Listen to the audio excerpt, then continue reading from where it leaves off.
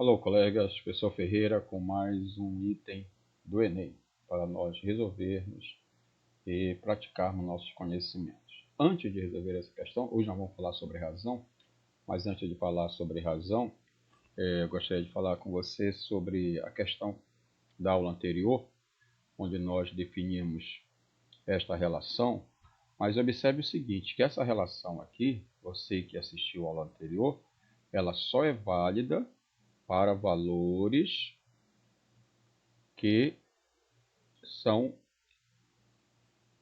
localizados entre 0 e 1. Qualquer valor localizado entre 0 e 1, nós aplicamos essa relação. Para valores maiores que 1, né, essa relação aqui ela é inversa. Então, se nós tivermos valores aqui nessa região, a relação é a seguinte, tá? X elevado a 1/3, ele é menor que raiz quadrada de x, que é menor que x, que é menor que x ao quadrado, que é menor que x ao cubo, e assim sucessivamente, tá? Quanto maior o expoente aqui do x, maior o valor, tá? E quanto menor o expoente do x, menor o valor. Se o x estiver no intervalo maior que 1, tá certo? Se o x estiver nesse intervalo entre 0 e 1, então vale essa relação aqui. Quanto maior o expoente, menor o valor da expressão. E quanto menor o expoente, maior o valor da potência, tá? Então, muita atenção com isso aqui. Só gostaria de ressaltar esses dois aspectos em relação ao valor de x, perfeito? Atentem bastante para isso. Na aula de hoje, nós vamos falar sobre razão. Razão é um tema recorrente em questões do Enem. Né? Sempre nós vamos encontrar razão em itens do Enem. Então, é bom nós estarmos especialistas no cálculo de razões, de questões que envolvam razões. E o que é razão? Razão nada mais é do que a relação entre duas grandezas, tá? Ou como essas duas grandezas estão relacionadas através da divisão. A própria fração, qualquer fração, nós podemos entender como razão, porque a fração nada mais é do que um numerador dividido por um denominador. Então, isso aqui é uma razão, tá?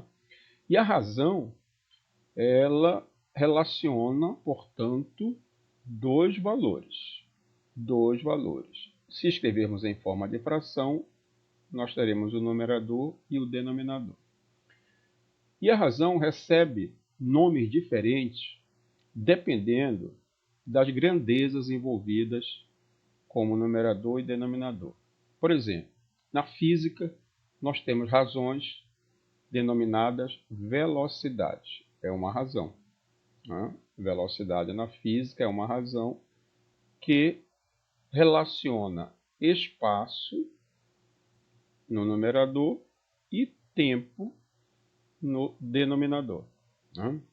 Uma outra razão na física, por exemplo, é aceleração. Também é uma razão porque relaciona variação de velocidade com variação do tempo.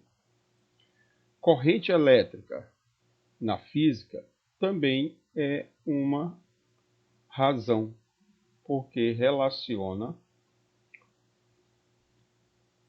carga elétrica em razão ou em função do tempo. Uma razão entre carga elétrica e tempo. Tá? Então, dependendo das grandezas envolvidas, a razão recebe nomes diferentes. Tá? Nós temos uma razão conhecida como densidade, também na física, que relaciona massa com volume. Né? Volume aqui como letra maiúscula. Né? Massa e volume. Na matemática também nós temos uma razão chamada escala, né? Você já deve ter ouvido falar. Escala relaciona, normalmente em desenhos, em figuras, né? Relaciona o tamanho real com o tamanho no desenho. É uma escala, tá? Real com o tamanho no desenho e assim por diante. Então, dependendo das grandezas envolvidas, a razão ela tem nomes específicos, ok? Nessa questão, em particular, nós vamos trabalhar uma razão chamada densidade demográfica, né? Olha o comando da questão. Diz assim: cerca de 20 milhões de brasileiros vivem na região coberta pela Caatinga, em quase 800 mil quilômetros quadrados de área. Quando não chove, o homem do sertão e sua família precisam caminhar quilômetros em busca da água dos açudes. A irregularidade climática é um dos fatores que mais interferem na vida do sertanejo. Segundo esse levantamento, a densidade demográfica da região coberta pela Caatinga, olha aqui, a densidade demográfica da região coberta pela Caatinga em habitantes por quilômetro quadrado. Então, ele já dá uma dica aqui para você, que a densidade demográfica ela é uma razão que envolve o quê? Habitantes por quilômetro quadrado. Então, vai ser habitantes por quilômetros quadrados. Isso nós vamos chamar de densidade demográfica. Tá? Então, se numa região que possui uma determinada área, essa região possui uma determinada área em quilômetros quadrados e tem uma certa quantidade de pessoas habitando nessa região. Uma certa quantidade, vamos chamar de P, quantidade de pessoas, né? Então, a densidade demográfica vai ser a quantidade de pessoas dividido pela área. Nesse caso específico da questão, né, nós vamos ter a densidade demográfica igual a quê? Quantas pessoas nós temos na região? Olha aqui, 20 milhões. Então, nós temos 20 milhões de habitantes dividido pela área. Qual é a área? Aqui, 800 mil quilômetros quadrados. Então, ele quer saber essa razão aqui equivale a qual desses valores. Então, vamos operar com o nosso conhecimento numéricos. Observa lá, 20 milhões. Como é que nós escrevemos 20 milhões? Com algarismos. Então, nós temos 20 vezes 10 elevado à sexta potência. Ah, Ferreira, por que tu não escreveste assim, 1 milhão dessa forma? 1 milhão. Eu poderia ter escrito aqui, ó, no lugar de 10 elevado à sexta, 1 milhão. Só que vamos escrever em potência, para nós trabalharmos também na aula de hoje potência. Então, 1 milhão, você pode escrever como sendo 10 elevado à sexta. Observe que tem 6 zero aqui, ó, 10 elevado à sexta. 800 mil. 800 mil, você pode escrever assim também. 800 vezes 10 elevado à terceira. Porque 1000 é 1 seguido de 3 zeros. Então, isso aqui é 10 elevado à terceira. Então, nós vamos ter a densidade igual a... Observe aqui, ó. Quanto é aqui, ó, 20 vezes 10 à sexta? Então, nós podemos escrever assim, ó, 2 vezes... Aqui é um zero, vai ficar 10 vezes 10 à sexta. Tá? 20 eu vou escrever como sendo 2 vezes 10 vezes 10. 800, eu vou escrever 8 vezes, 800 é 10 ao quadrado, porque 100 é 10 ao quadrado, vezes 10 ao cubo. Então, isso aqui pode ser assim, 2 vezes 10 vezes 10 a sexta. Aqui é como se o expoente fosse 1.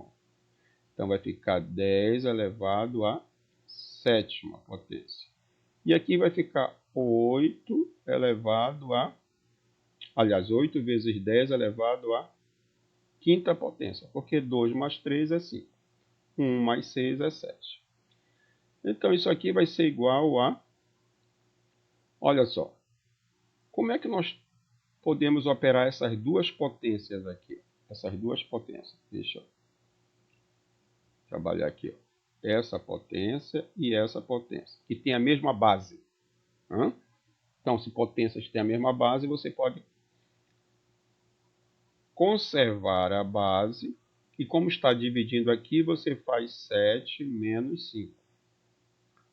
Potência de mesma base, dividindo, você conserva o expoente do numerador menos o expoente do denominador. Isso aqui dividido por 8. Então, você vai ter 2 vezes 10 elevado ao quadrado, porque 7 menos 5 é 2, dividido por 8. Então, a densidade é igual a 2 vezes 10 ao quadrado é 2 vezes 100. 2 vezes 100 é 200, dividido por 8. 200 dividido por 8 é 25. Tá? 25 o quê? Olha aqui. Aqui é habitante, né? Olha só. É 200 milhões de habitantes. Então, ficou habitantes por quilômetros quadrados. Então, aqui, habitante por quilômetros quadrados. Então, a densidade dessa região é 25 habitantes por quilômetro quadrado. Resposta correta, letra B. Perfeito? Olha aí, como é simples você trabalhar com razão. Razão, portanto, é a forma de você expressar a relação entre duas grandezas através de frações. Tá?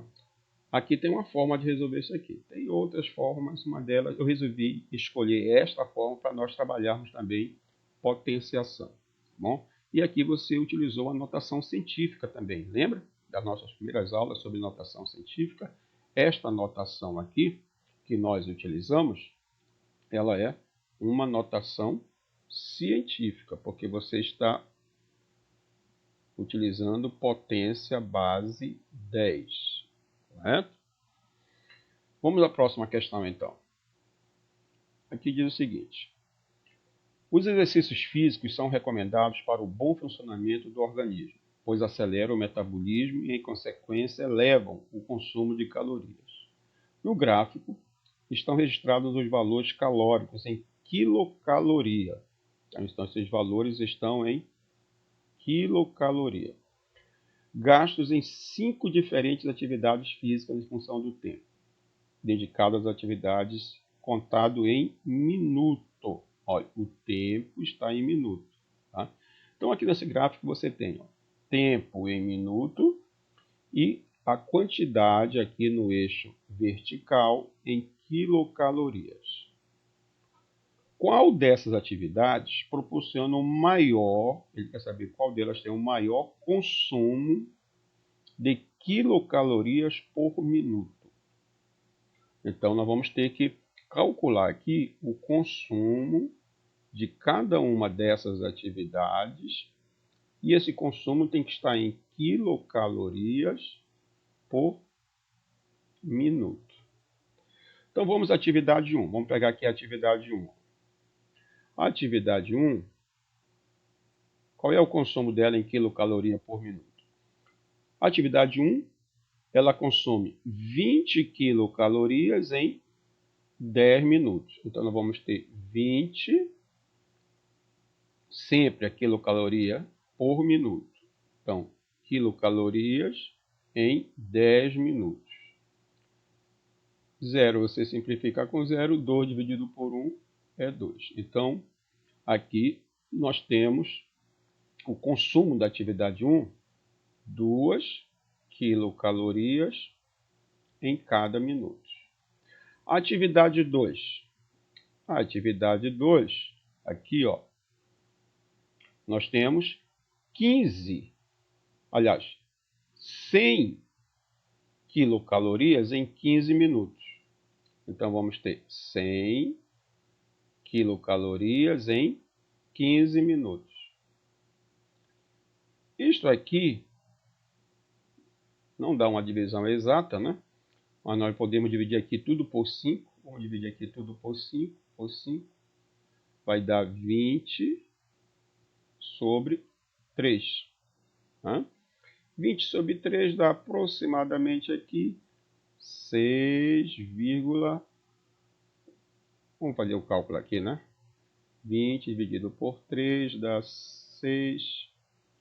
Aí vai dar uma dízima periódica aqui sempre, né? 6,6. Aproximadamente quilocalorias por minuto. Atividade 3. Atividade 3, nós vamos ter quantas quilocalorias? 120 quilocalorias em quanto tempo? 20 minutos. Então, simplificando aqui, 12 por 2 dá 6. 6 quilocalorias por minuto. Atividade 4, está chegando ao fim, né? Atividade 4, nós temos 100 quilocalorias em 25 minutos. Então, vamos ter 100 por 25. 100 dividido por 25 é 4. 4 quilocalorias por minuto. E a atividade 5, que consome 80 quilocalorias em 30 minutos. Então, 80 dividido por 30, simplifica o zero, vai dar 8 dividido por 3. É 2, 2 vezes 3, 6 dá 2. Aqui é 20 por 3 dá 6. E aí vai dar uma dízima, 2, aproximadamente 6 quilocalorias por minuto. Então agora você tem o consumo em cada uma das atividades físicas. Então, ele está perguntando aqui qual dessas atividades proporciona o maior consumo de quilocalorias por minuto. Facilmente você poderá observar que a primeira é 2, a segunda é 6,6, a terceira é 6, quarta é 4 e a quinta é 2,6. Portanto, aquela que tem o maior consumo é a atividade 2. Né? Atividade 2. Correto? Então, a opção correta é a letra B. Segunda atividade. Perfeito? Então, assim, você aplica os conhecimentos numéricos na representação de razão. Razão, reforço, é um elemento fundamental em matemática que tem aplicações na física, na química, na biologia também, na administração em especial. Então, nós trabalhamos muito com razões no nosso dia a dia.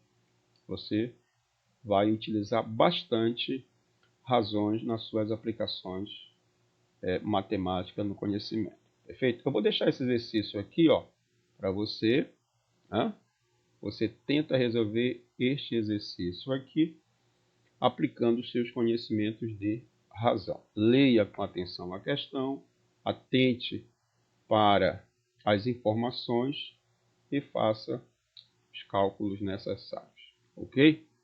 Qualquer dúvida, você pode deixar aí no canal o comentário e nós voltaremos numa próxima oportunidade com novos itens do Enem.